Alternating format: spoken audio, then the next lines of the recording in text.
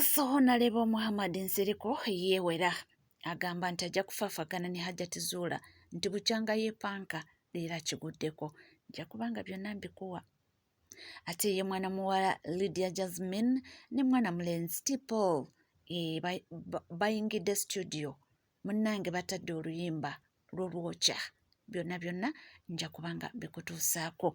Ate ye munnange Honorable Speaker of Parliament omukyala Anita ali ku kyokya. Statement gye yakozesezza ng'alaga nga ali mu kubanga alaga okusosola mu mawanga byonna wano eno nja kubanga nga kutuusaako mu bujjuvu bwago. Tamale mirundi Junior ali luno Baganda baffe bingi nnyo wano byonna wonna woka wogafunira. Ensonga ya Bianca ne Hamlove byeyongedde okulanda. Nabagambyeko nnaku lweggulo nti abantu bano bandifundikira mu kkomera naye nga gonna nja kubanga nga kutuusaako. Ate ye Fulufiga agamba nti abakyala abakulu bayitiriza okufumbirwa abaana abato ate mbo ne babakola ki ne babawonyaabonya, era agambye nti kye kaseera badiiringe nabo. Byonna nja kubanga mbikuwa waneno mu bujjuvu naye nga nkugamba kimu nti oli ku NCK TV era bw'oba oliyo nga tona subscribinga kekadde subscribinga, ringinga that notification bell, sharinga, likinga tubenga tweyongerayo. Katandike n'omubaka w'e Kampala Central Honorable Muhammad Nsereko ono nga yeeweredde Hajati Zura. Jjukira Honorable Muhammad Nsereko munnamateeka omutendeke so yeeweredde Hajati Zura n'amugamba nti mpozi nga sinze ali mu mitambo. Agambye nti ajja kulaba bibino. Madamu tomala budde guno kasita naguyingiddemu ne bw'onaasasula ebiyaaye nze ndi wanjawulo mwamuteringiyo ogenda kakasa nti nze no amount of intimidation eŋŋendako. Let me tell you woman, oba obadde olowooza biri by'obadde ogenda okabira ewa bannakiwala mb'ofuneyo ebisirusiru bijje kuno nga biteekako ebivumo. You're just joking. You don't know how you're even emboldering me more. I work best under such. You try your stupidity ogenda okumanya and you tell us ani yakwata omuwala oyo. We will see who will have the last laugh. Ojja kakasa nti buli gw'obadde okubira naye amanyikiddwa ne bw'obadde osasula to destroy this man's image mu mawulire. Even the first people you paid, you will see all the records. Bwe weetambuze ku YouTube channel eyo gy'obeera nga bw'olayira okutta ekitabo ekitukuvu abo nabo basasule. Can I have a pen please? Ogwo musobola gusaagiramu nga ffe situguliimu, ekyo nkibagambye.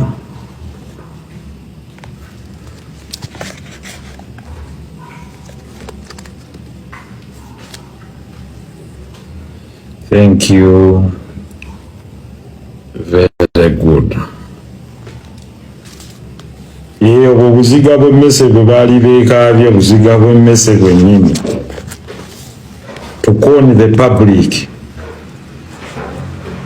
So we have written eri embassies zino ez'enjawulo zigenda kutubuulira ani yali agezaako okutrafficking omwana ono. This is not small. We want immigration etubuulire mu file ky'omwana ono yafunira passport and what the purpose was. Muyinza okuzanya n'abantu ba mediocres and you are going to tell us the proliferation racket eyo gye mubadde mwogerako and anything that deals with human trafficking, okutambuza abantu. Even WhatsApp can give us the records of your conversation.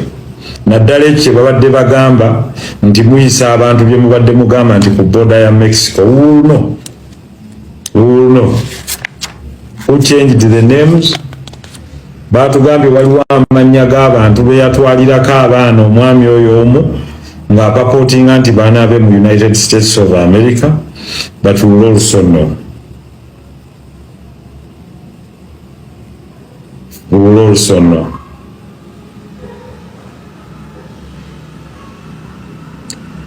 Because, of course, we are going to get those records. We will write to the embassy, but also the State Department. But in which capacity kubanga records tuzina ng'omukulu agamba nti alina capability okutwala abaana b'abantu n'abayita ababe ne babawo obutuuze mu America. Nga kwabadde asinziira to destroy this man's home. Imagine. Ebyo byonna wandibikoze, but not to get this man in prison on trumped up charges, and then you ask for his land.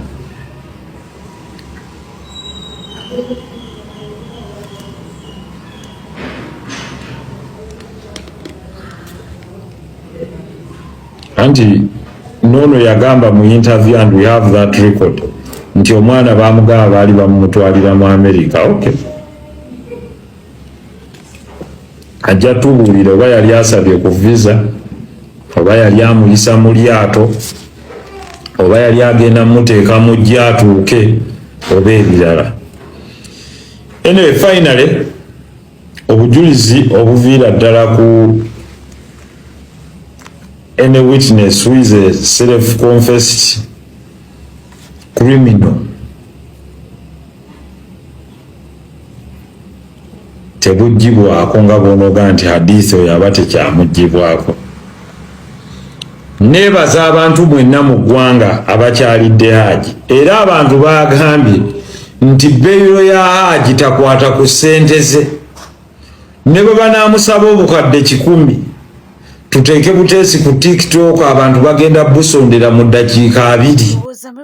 However, byonna nga bigenda mu maaso, ndabye abakyala si basanyufu ne Taata Nisha ono eyalabiseeko ng'abanja byapa, naye nga kirabika nti ensonga z'omwana si bye byamututte wali ku poliisi, era kirabika ye tabirinamu.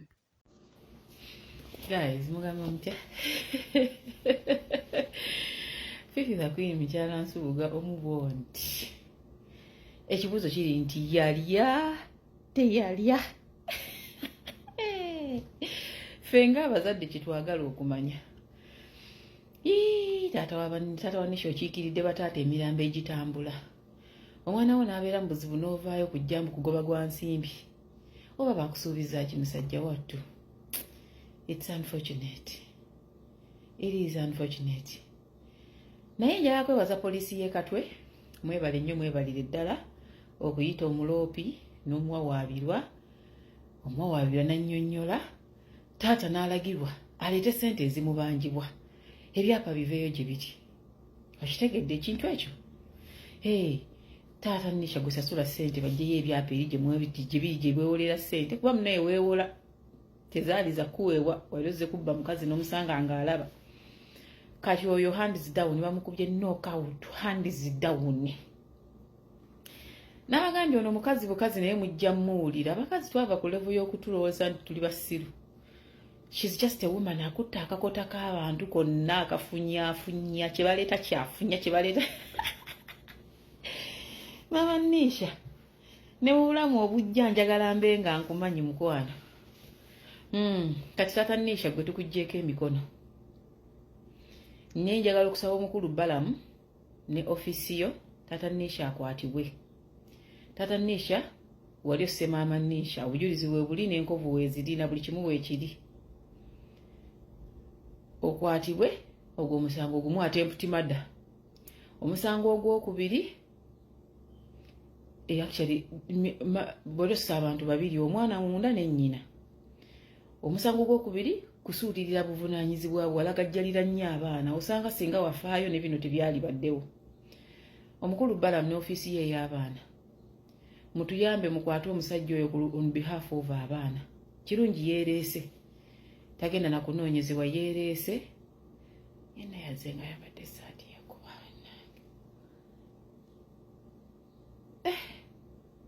naye nga ki ekituufu mu kirabe. ogwo gw'obubbi ogusooka tugugjeewo eyaloopye ogw'obubbi yabanjibwa emmotoka z'emipiira agambye tazimanyi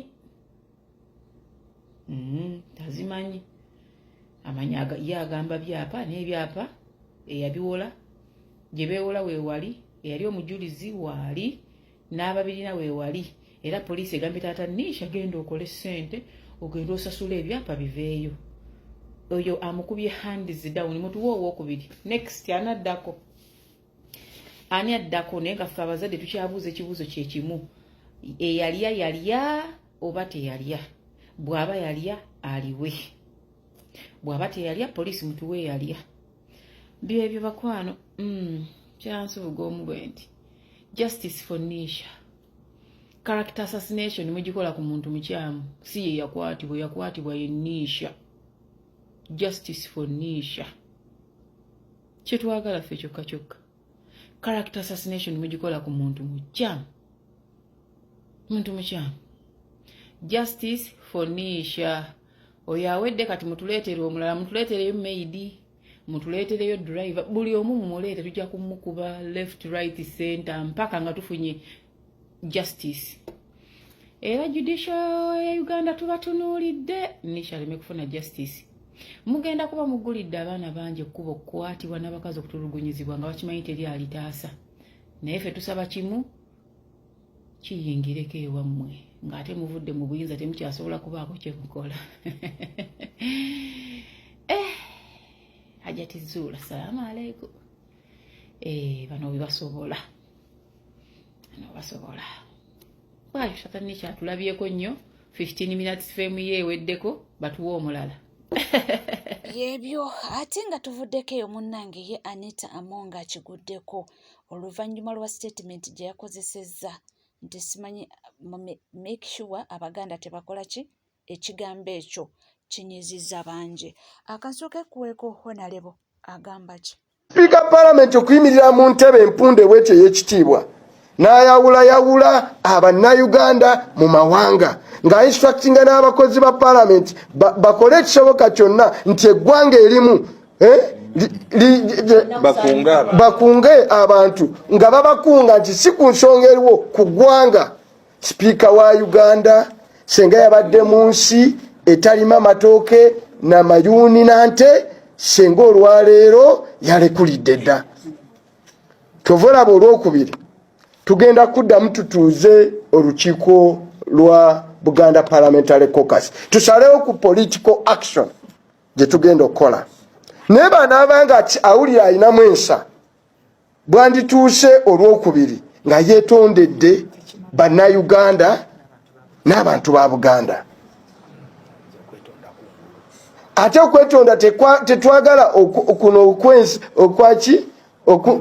okwamaseeneeko okuseka amajemulu kufa omukyalo etumwagadde twamutwala n'emmenga e Buganda.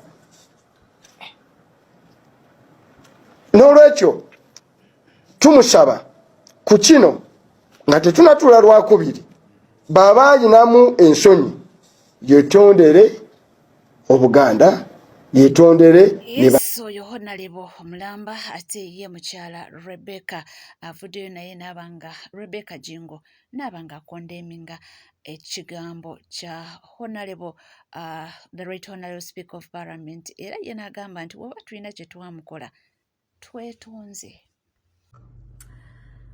Abalungi bange nze gomulaba wano ndi mukyala Muganda neddirangeye mama nzala yeddira Fumbe ekyo kinfuula omukyalo Omuganda wawu naye muli neebuuza amawanga amalala Buganda yabakola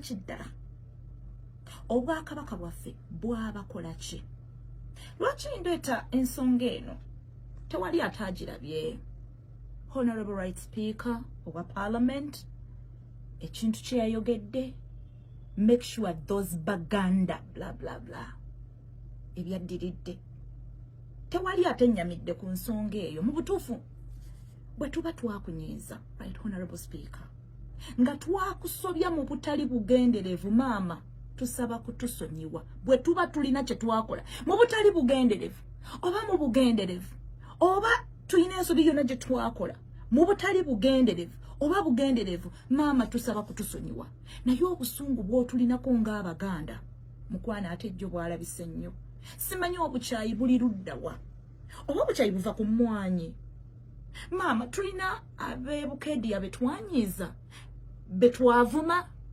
betwamma like obutuuze Abaganda nga tusembeza tubaagadde tubasembezezza tukoze buli kimu tubafumbiddwa mutufumbiddwa tubawasizza mutuwasizza tugassa emirimu buli kimu tukikoze naye obukyayi nga bungi eri Abaganda. Make sure those Baganda Abaganda twazza bwaki twakola ki tusaba tukitegeere tukwetondere mu buntu oba si kyo tusabe engassi twekuŋŋaanye tukole tukwate engassi eyo maama tujje kuwe kubanga ekintu bwe kitu bwe kiva nga kiva mu paliamenti ya Uganda bannange kiruma tutandika okutambula nga buli wamu tutyawo n'ensonga neeva ku ki mwanyi naye ng'emmwanyi abasinga kwe tusomedde kwe twasomera abasinga emmwanyi yatulabirira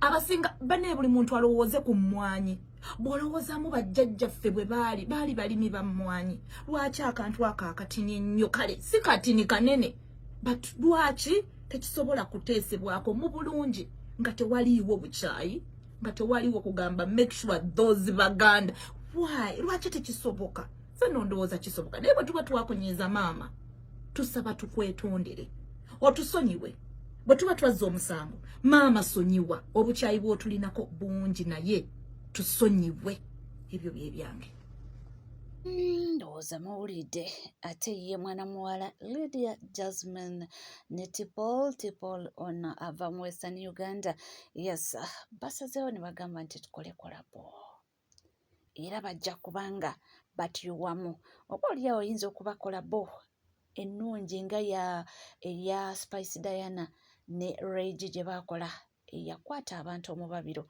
suubira oluyimba luno lujja kukwatayo nnyo naye nga luyimba lulungi nnyo nnyini ddala era nga lusoofo kyemmanyi nti lujja kuba nga lunyumira nnyo abali mu mukwano nga tweyongera n'amawulire ag'enjawulo munnange mwana mulenzi Tamale Mirundi Junior ate olowooza tagudde mu laavu yena bwe yeemuula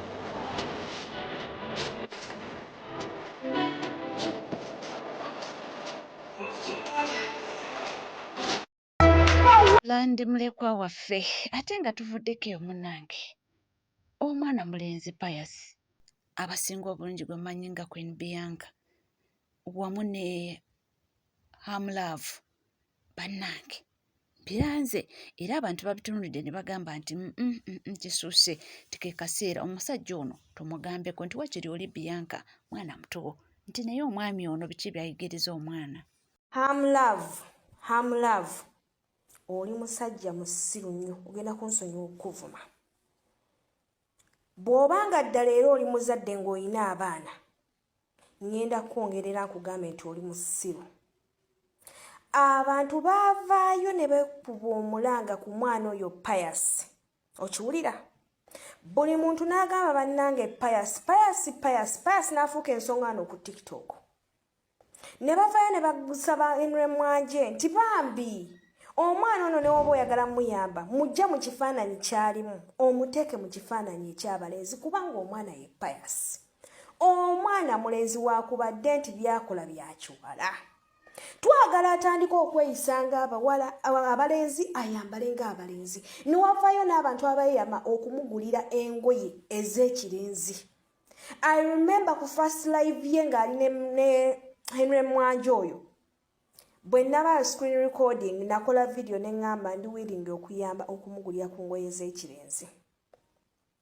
naye gwe muntu omu ng'abantu bonna basitudde amaloboozi ku Pius nga n'omwana avuddeyo n'akonfessi nga n'agamba mumanyi njagala kubeera mulenzi, njagala kutambulira mu kifaananyi ky'omulenzi, njagala kuddayo ku ssomero kusoma.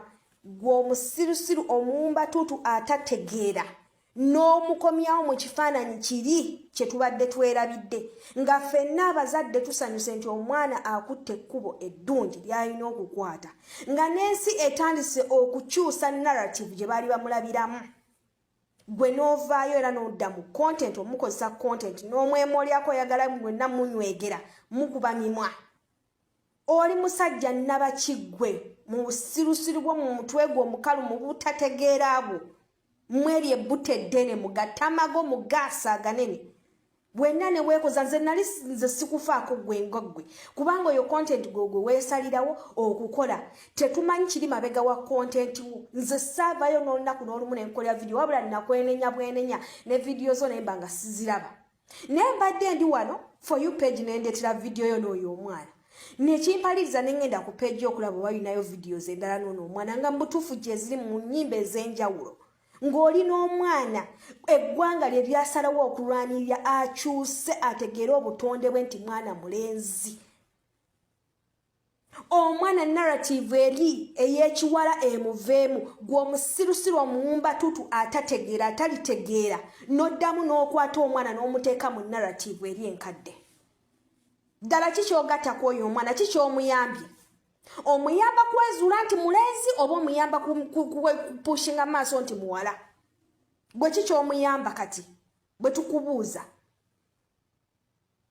Bikola abaana bo tetukuyinaako buzibu, tetujja nakujja kugira. Nze sijja kuvaayo kugamba nti ne wano ngenda kukuba omulanga maama Nakiwala, minisita maama Nakiwala. Tukuba omulanga ku lw'omwana ono ovaayo n'okwatisa empisa z'abaana. Honorable Baram, erinnya lye ddala nze lyannema okupronouncing Barhagare, tukusaba oveeyo. Uganda Police tubasaba muveeyo. Bino ebintu tetugenda kumala kujja byogerako wano ng'ebintu bitrainings video eri over a full day. Those are 24 hours. Erabiddwa ensi like abantu n'abantu, enkuyanja n'enkuyanja y'abantu, and still mukyasirise. Sirowooza nti nze nsooso kiraba nti abalala tebakirabye, bayinza okuba bakirabye ne bataagala kyogerako, naye nze ndi muzadde. Omwana Kasuku yavaayo n'ayimirira, Kasuku nze gwe gwasooka okulaba Kasuku ng'ayimiridde ng'omuzadde n'agamba nedda tetugenda kkiriza ggwanga genda bwe riti. Henry Mwanje alina okukyusa omwana amuyambe ng'amulaga nti mwana mulenzi. Byebyo munnaffe naye ng'oli ku NCK-TV bw'obanga tonna subscribinga kekadde subscribinga, ringinga that notification bell, sharinga, likinga, ebisigadde tukomawo nabyo tova.